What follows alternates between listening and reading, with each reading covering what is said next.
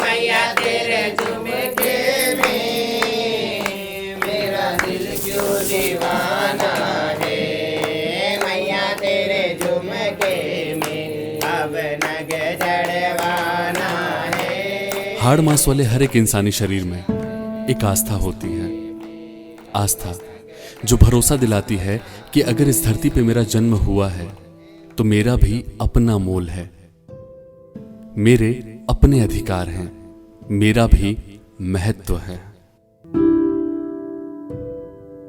तरक्की की इस तेज रफ्तार में भागते समाज ने मनुष्य को एक पुरुष के रूप में देखा है, स्त्री के रूप में पूजा है, पर जिसे अनदेखा किया वो है LGBTQ+ कम्युनिटी।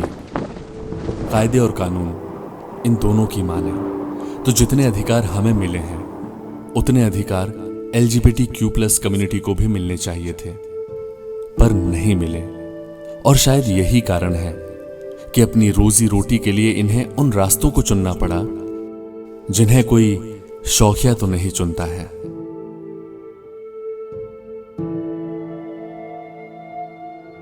कहने को तो हमारा नागपुर शहर भारत के बीचों बीच है, पर यहां की LGBTQ+ कम्युनिटी के लोग आज भी किसी किनारे ही रह गए।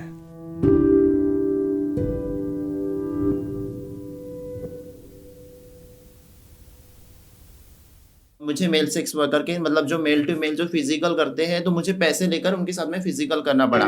मेल से कन्वर्ट फीमेल हूँ, एक ट्रांस वुमेन हूँ। मैं एज ए ट्रांसमैन हूँ जो फीमेल टू मेल हूँ। हमारी जो कम्युनिटी है, जो गे कम्युनिटी या ट्रांसजेंडर कम्युनिटी बोला जाता है, उनको बहुत बड़ा इशू हुआ कि उनकी नौकरियां चली गई है। ये बताएंगा कि भैया मैं HIV पॉजिटिव हूँ, तो लोगों का देखने का नज़रिया अभी भी बहुत अलग है, क्योंकि अरे यार ये ऐसा बंदा नहीं, सॉरी इसको नहीं रख सकते। इन तमाम अनदेखियों के बीच जिंदगी जैसे तैसे गुजर ही रही थी कि फिर एक दिन आज रात 12 बजे से संपूर्ण देश में आपको बचाने के लिए, आपके परिवार को बचाने के लिए घरों से बाहर निकलने पर पूरी तरह पाबंदी लगाई जा रही है।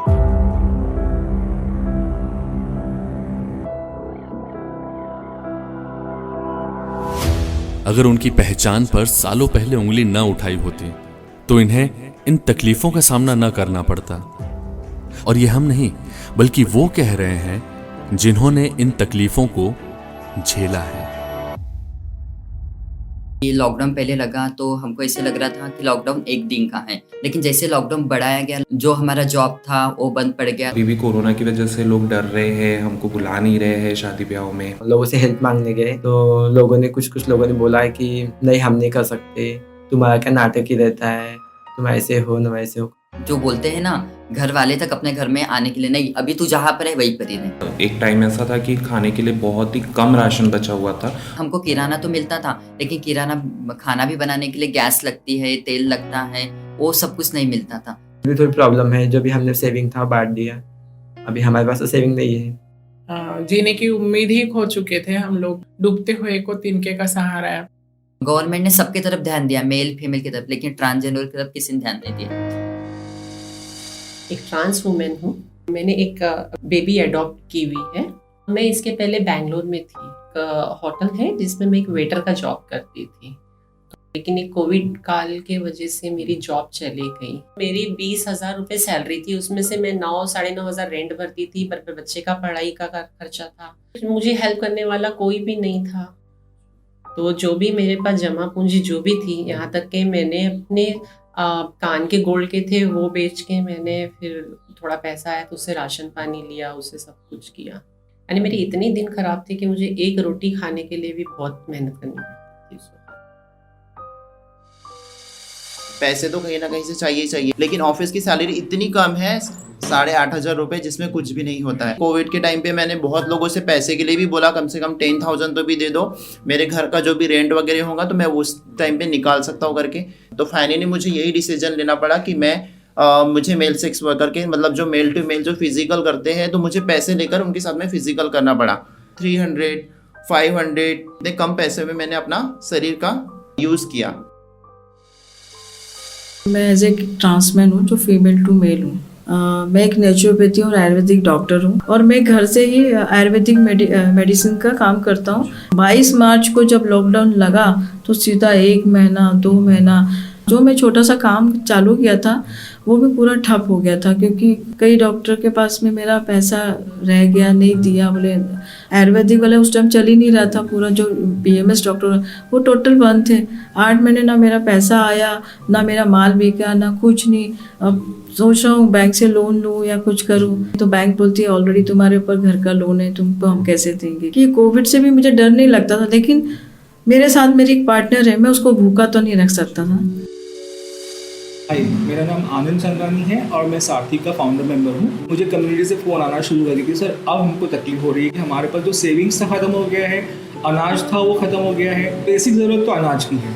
एक सारथी के पास अभी इतना कोई बैंक बैलेंस नहीं है, क्योंकि हम लोग एक कम्युनिटी बेस्ड ऑर्गेनाइजेशन है, बड़ा NGO नहीं है। तो हम लोगों ने, मेरी टीम ने मिलकर पूरा लिस्ट बनाया, तो 120 लोगों को हम लोगों ने शुरू में हेल्प किया राशन की। जितना भी बेसिक ज़रूरतें हैं, आटा, चावल, दाल और तेल, मसाले, तो ये शुरुआत हुई। फिर बाद में हमसफ़र ट्रस्ट मुंबई जो हमारे गुरु ही है, हमारे मदर ऑर्गेनाइजेशन जैसे, तो हमसफ़र ट्रस्ट से भी बात चल रही थी, तो उन्होंने फिर अपने लेवल पे करीब 4 महीने तक राशन कार्ड दिया। तो हम लोग ने 6 बार 6 महीने में राशन डिस्ट्रीब्यूट किया और जितना हो सके हम LGBT कम्युनिटी को सपोर्ट करने की कोशिश की। अंदर ही अंदर जो घुटन पहले से थी कि वो एक गे है या लेस्बियन है या ट्रांसजेंडर है, तो वो जो एक अंदर घुटन हो रही थी वो ज़्यादा बढ़ती गई। जो मेंटल हेल्थ इश्यूज उस वक्त हुए हैं, उस वक्त काफ़ी कम्युनिटी को तकलीफ का सामना करना पड़ा है। सारथी ट्रस्ट की तरफ से बहुत हेल्प मिली है।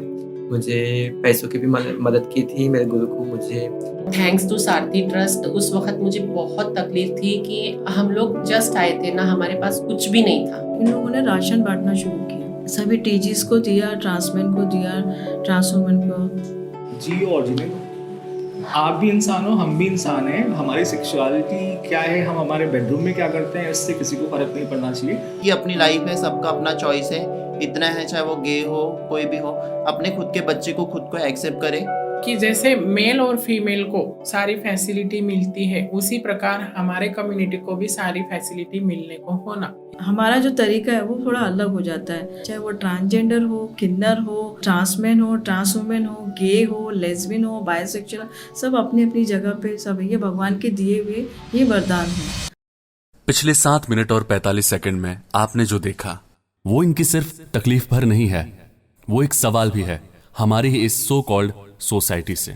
क्योंकि हमारे ही समाज के इस हिस्से को कानूनी रूप से शायद कुछ अधिकार तो मिल गए हैं, पर असल में आपने और हमने इन्हें कितने अधिकार दिए, कितना सम्मान दिया और कितना अपनाया है। जरा आंख बंद कीजिए, दिल पर हाथ रखिए, क्योंकि अंत में हम आपको उस सवाल के साथ छोड़े जा रहे हैं जिसका जवाब आपको खुद को देना है।